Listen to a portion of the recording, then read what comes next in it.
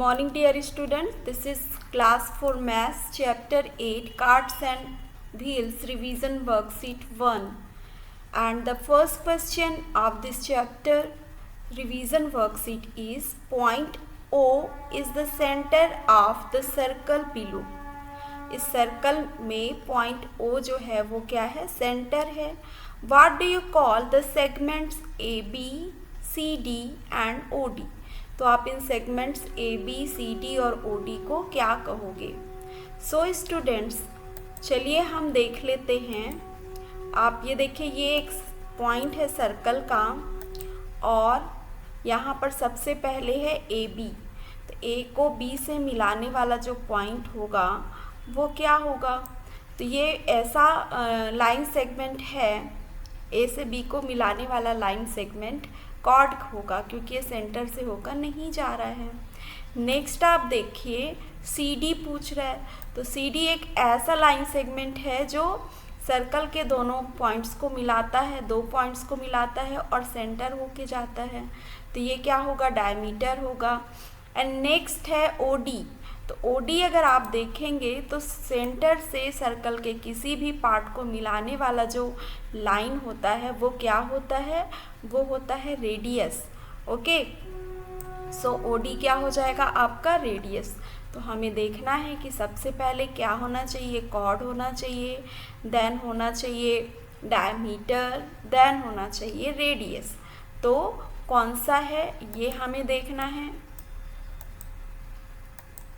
तो यहाँ पर आप देखिए कि सबसे पहले है आपका ऑप्शन सी में कॉर्ड है, फिर डायमीटर है, देन रेडियस है. तो ऑप्शन सी क्या होगा आपका करेक्ट आंसर होगा.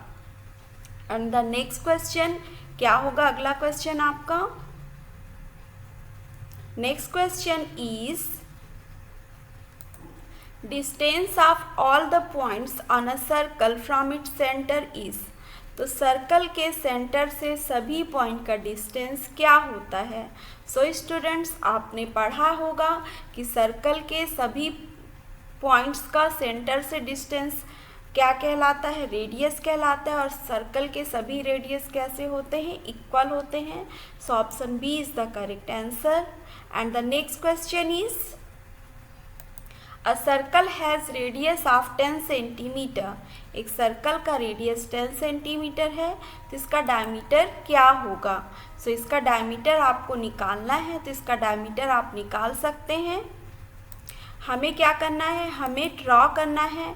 तो सबसे पहले हम यहाँ देखेंगे कि हमें यहाँ लिखना है सर्कल आपका इस तरह से होता है और सर्कल के जो सेंटर से लाइन जाती है वो होती है डायमीटर. तो हमें क्या करना है कि हम यहाँ पर सॉल्व करके देख लेते हैं. आपको पता होगा डायमीटर जो होता है वो रेडियस का कैसा होता है, ट्वाइस होता है. तो हम लिखेंगे diameter equal to 2 into radius. Diameter radius का ट्वाइस होता है. तो आप क्या करेंगे, आप का यहाँ पे रेडियस गिवन है, रेडियस है 10. तो 10 में आप 2 का मल्टीप्लाई कर दीजिए. तो 10 2 जा कितना हो जाएगा आपका, 10 2 जा हो जाएगा 10 2 जा 20 सेंटीमीटर. तो यहाँ पर हम लिख देंगे इक्वल टू 20 सेंटीमीटर. सो यहाँ ऑप्शन ए है 20 centimetre. So option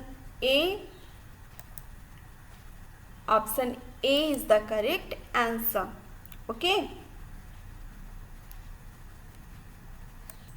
and the next question is the diameter of a circle is dash of its radius.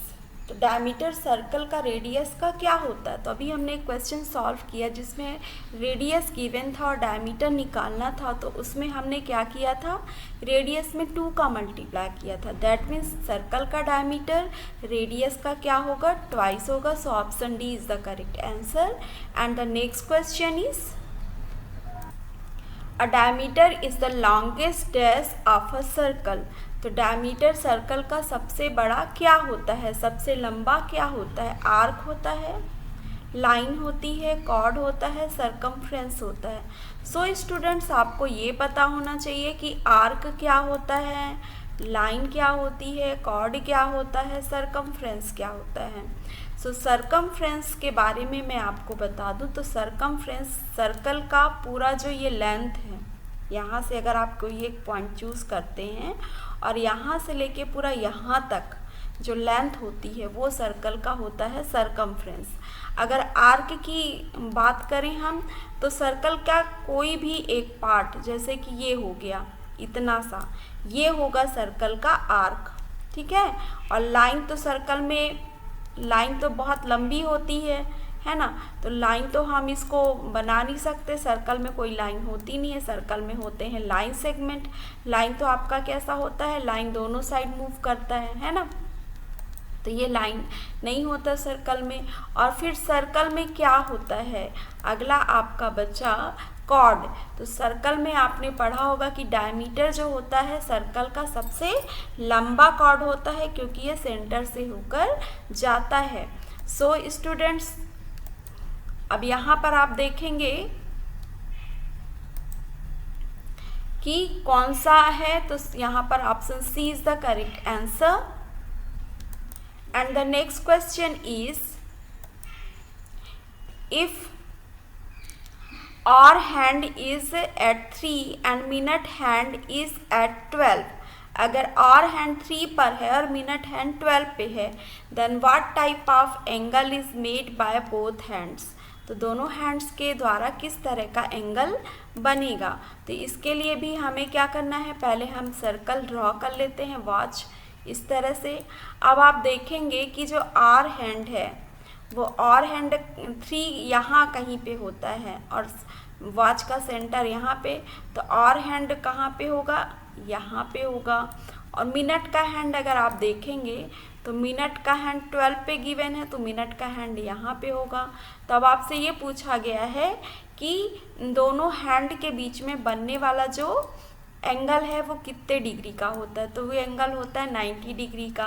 और वो उसे बोलते क्या है हम, तो ऑब्ट्यूज एंगल बोलते, ऑब्ट्यूज एंगल बोलते जब 90 से अधिक होता है, एक्यूट एंगल 90 से कम होता है, और स्ट्रेट एंगल क्या होता है, जब पूरा इस तरह से एंगल बनता है तब वो क्या होता है, स्ट्रेट एंगल होता है। तो आप देखेंगे कि यहाँ पर स्ट्रेट एंगल इस तरह से बनना चाहिए ऐसा, तो ये भी नहीं बन रहा है, तो ये बन रहा है ये, तो यहाँ ऑप्शन क्या बचा, राइट एंगल। सो 90 डिग्री का एंगल क्या होता है आपका, राइट एंगल होता है।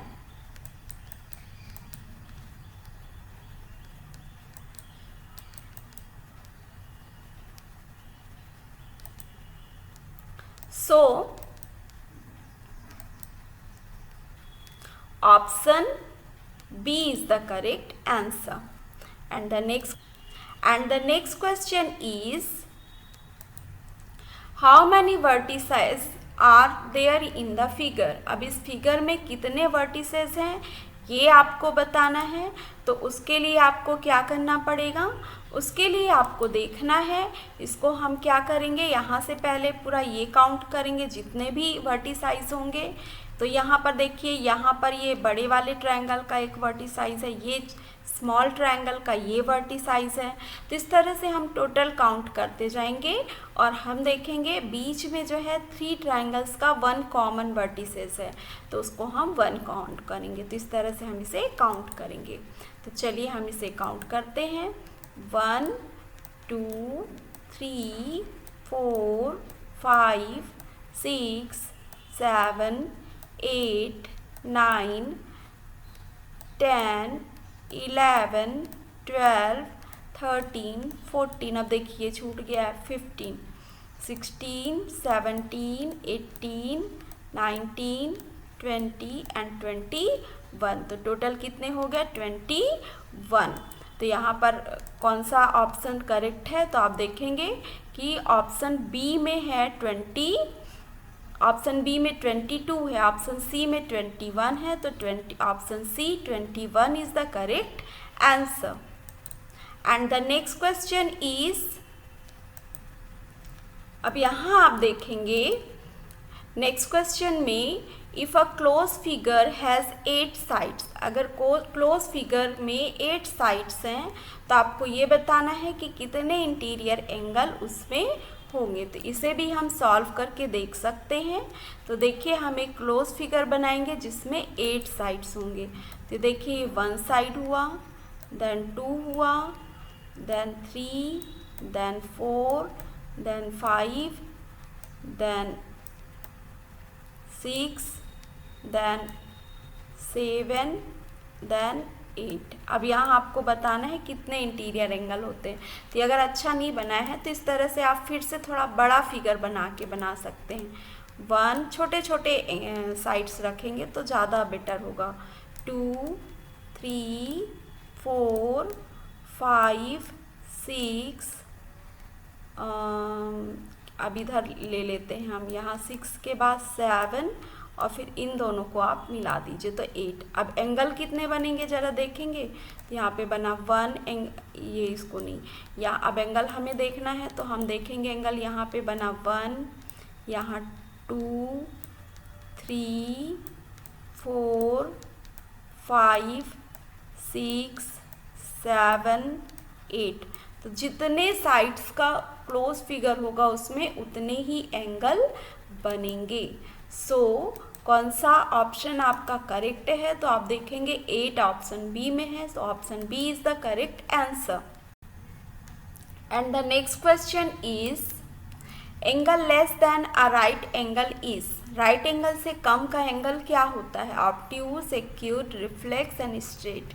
तो मैंने आपको बताया हुआ है कि ऐसा एंगल जो राइट एंगल से कम होता है, 90 डिग्री से कम होता है, that is acute angle. So option B is the correct answer.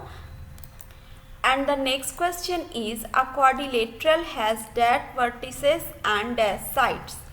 एक क्वाड्रिलेटरल में कितने वर्टिसाइज और कितने साइड्स होते हैं ये आपको देखना है। सो स्टूडेंट सबसे पहले हम क्वाड्रिलेटरल बना देते हैं। This is rectangle. रेक्टेंगल में 4 साइड्स होते हैं। रेक्टेंगल भी क्वाड्रिलेटरल ही है, या फिर आप कोई और बनाना चाहते हैं तो उसे भी बना सकते हैं जो रेक्टेंगल ना दिखता हो बट क्वाड्रिलेटरल हो।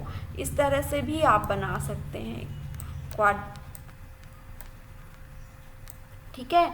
अब आप देखिए क्वाड्रिलेटरल है जिसमें कितने वर्टिसाइज हैं आप काउंट कर सकते हैं यहाँ पे वर्टिसाइज को।